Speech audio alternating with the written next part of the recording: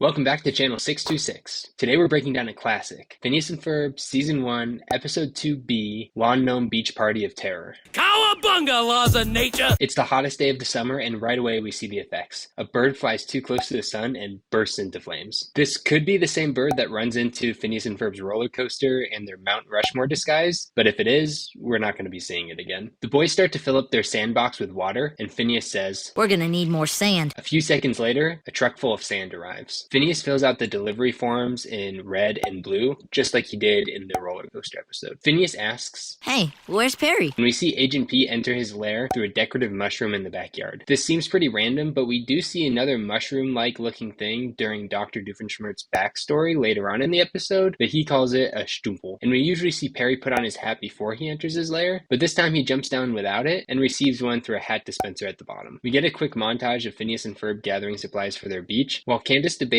the importance of lab partners versus locker neighbors in the high school social hierarchy. I don't care if they're lab partners. We're locker neighbors, and locker neighbors trumps lab partners any day. Right off the bat, we see Ferb carrying an Easter Island head, which bears a strong resemblance to his own design. We also see a palm tree, tiki torches, and a dolphin. Later on the beach, we do see the palm trees, tiki torches, and dolphin, and although we do see two Easter Island heads throughout the episode, none of them look identical to the one Ferb was carrying. The remote that Ferb uses to debut the beach strongly resembles the ones Dr. Doofenshmirtz fumbles with throughout the episode. Someone hits Candace with a beach ball, and since no one else is there yet, it had to have been one of the Fireside Girls or Phineas and Ferb. We've heard Candace on the phone with Stacy before, but this is the first time we see her. It is also the first time we meet Jenny. This is also the episode where this fan favorite gag begins. Wait! Who are you? A platypus? Perry the platypus! And just like the prior episode where Mrs. Flynn struggles with the remotes, Doofenshmirtz can't seem to find the right one. You are mine now! Oh no, wait. That was the garage door opening. You are mine now! And that was the TV remote. This is also the first time we see Buford. Ferb not only speaks in this episode, but he also sings an entire song, and a classic at that. Listen up, people, and I'll teach ya.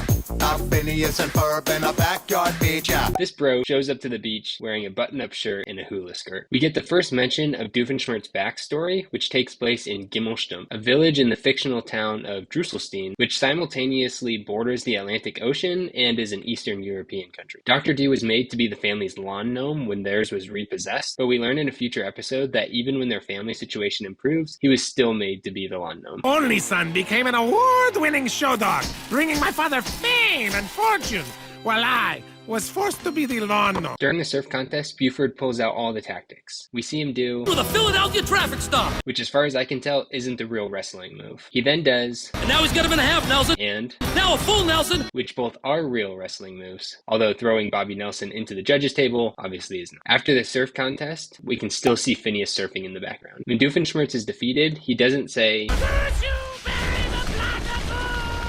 and even after the Gnomegeddon eruption, there are still plenty of surfers in the water. When we cut back to Candace explaining the situation to her mom, she hilariously goes into too much detail. And just for a moment, it seemed that the wily Buford would steal away the coveted surfing trophy from under the noses of our heroes. Phineas says, "Oh, there you are, Perry." and then Ferb says, with a slight chance of scattered lawn gnomes. and during the credits, we get unique footage of Perry, set to a full-length version of his theme song, although the song does get updated and lengthened in the future season. And the women swoon whenever they hear him say, He's Perry!